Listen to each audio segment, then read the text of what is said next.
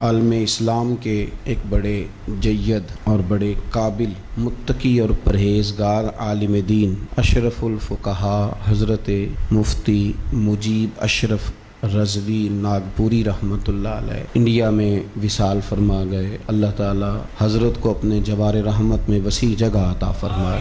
بہت سارے ملکوں میں حضرت کا فیضان ہے، بہت سارے لوگ آپ کے تربیت یافتہ ہیں، شاگردوں کی عقیدت مندوں کی تعداد بہت بڑی ہے، بے شمار آپ نے مدارس قائم فرمائے۔ مجھے بھی حضرت صاحب سے نیاز مندی کا شرف حاصل رہا، بریلی شریف میں بھی، مکہ مکرمہ میں بھی، مدینہ طیبہ میں بھی، مینا میں بھی اور عرفات میں بھی۔ میں نے انہیں بڑے قریب سے دیکھا اور میں نے انہیں سنت اور شریعت پر سختی سے عمل کرتا ہوا پایا۔ اپنے مزاج کے لحاظ سے انتہائی شفیق تھے، نرم تھے، لیکن شریعت پر عمل کرنے کے حوالے سے ان کی طبیعت میں بڑی سختی تھی۔ کل صبح ان کا وصال ہو گیا۔ اللہ تبارک و تعالی ہمیں ان بزرگوں کے نقوش قدم کو سمجھنے کی اور اس پر چلنے کی توفیق رفیق عطا فرمائے۔ 3 سال مسلسل حج میں میری ان کے ساتھ رفاقت رہی، میں ان کی خدمت میں حاضری دیتا، ان سے بہت کچھ سیکھتا، بہت ساری چیزیں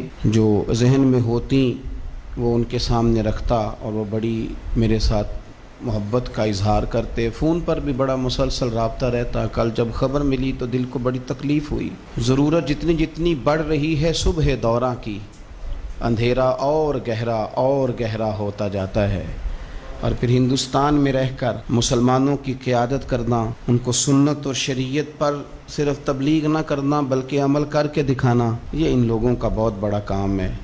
اور میں سنی سنائی بات نہیں کر رہا، میں نے انہیں قریب سے دیکھا۔ انہوں نے 30 کے قریب حج فرمائے اور میں نے ان کی بڑی دلچسپی دیکھی، اللہ کے گھر سے اور رسول اللہ کے در سے بڑی دلچسپی۔ مجھے یاد ہے کہ میں مدینہ شریف میں تھا تو میں نے فون کیا حج کے موقع پر، چونکہ مسلسل 2 سال ملاقات رہی تو تیسرے سال میں نے فون کیا تو فرمانے لگے میں سوچ ہی رہا تھا کہ ان کا فون ابھی تک کیوں نہیں آیا، اور سوچ رہا تھا کہ مجھے ہی کہیں سے نمبر مل جائے تو میں ان سے بات کروں، تو آپ تشریف لے آئیے۔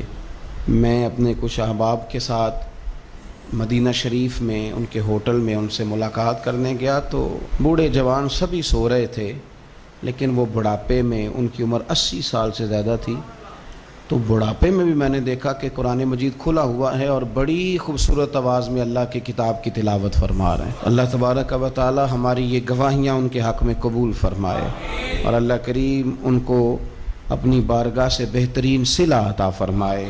آمین بجاہ نبی الکریم صلی اللہ تعالی علیہ وسلم۔